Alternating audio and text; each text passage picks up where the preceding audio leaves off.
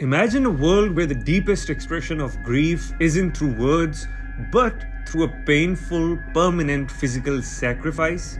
What if mourning the death of a loved one required you to cut off part of your own body? This is the reality for the Dani people of Indonesia, who have practiced the Ikipalin, the finger-cutting tradition, for centuries. It's a ritual that may seem extreme or incomprehensible to many, but for the Dani, it's a powerful symbol of love, loss, and the enduring connection between the living and the dead. Mourning the death of a Dani is an important time. The men lament the loss. So too the women in a nearby hut. But what could drive a community to turn physical pain into an expression of grief? And why, in a rapidly modernizing world, does this ancient practice still resonate with those who uphold it? Join us as we uncover the spiritual world of the Dani people, where the ritual of Ikipalin serves as a profound and symbolic act of mourning, binding the living to the spirits of the deceased.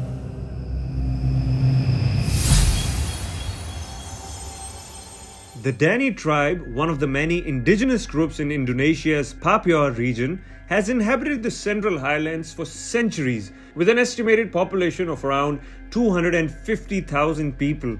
Despite the increasing influence of modern society, the Dani have emerged to preserve much of their traditional way of life, including their belief system and ceremonial practices. Central to their worldview is the deep connection between the physical and spiritual worlds. The Dani believe that the spirit of the deceased does not simply vanish upon death, but lingers close to the living, either to protect or, in some cases, haunt family members. In Dani culture, death is not just the loss of an individual, it represents a profound disruption of harmony within the community. To restore balance and maintain a connection with the deceased, the Dani engage in elaborate mourning rituals. One of the most striking of these practices is the finger-cutting tradition, known as the Ikipalin, which is deeply tied to their understanding of the spirit world and communal solidarity. The practice of finger cutting, or Ikipalin, is believed to have originated as a way for the Dani to physically manifest their emotional pain after the loss of a loved one. For the Dani, grief is not something that can be hidden. It must be expressed outwardly in a profound way. Cutting off a finger, typically by female family members of the deceased, serves as a visible and permanent symbol of the deep sorrow they feel. Each missing finger represents a significant loss, whether it be a parent, child, sibling, or spouse. Niki narak mama warla kimanam poton balas kimote niki mama minikal poton. Historically, the Ikipalin ritual was primarily performed by women, though there have been cases where men also partook in the practice. The removal would usually be carried out using a sharp stone or knife, with the severed portion of the finger either buried or burned as part of the funeral rites.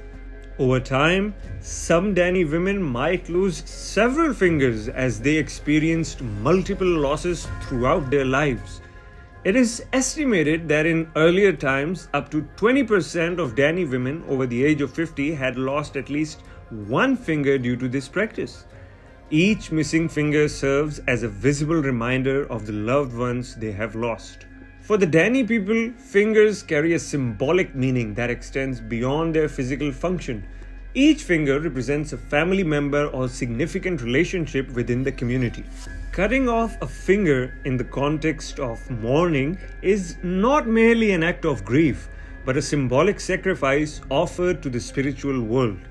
The loss of a finger reflects the emotional emptiness left by the death of a loved one, making the act both a personal and communal expression of sorrow.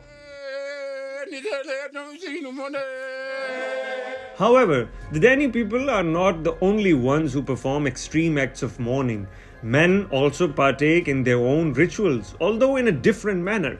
Instead of cutting off fingers, Dani men slice the skin of their ears to signify the loss of a brother or close relative.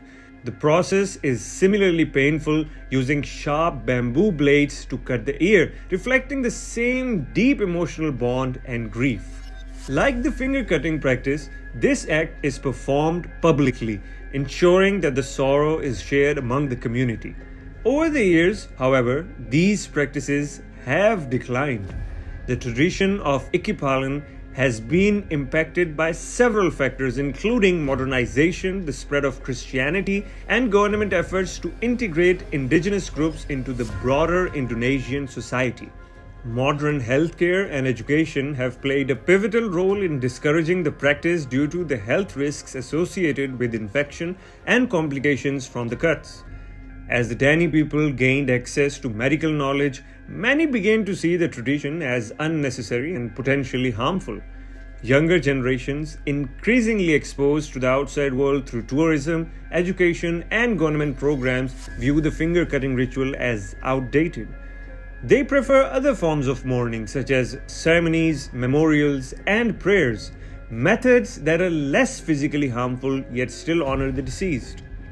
Christian missionaries who have been active in Papua since the early 20th century have also influenced the decline of Ikipalin.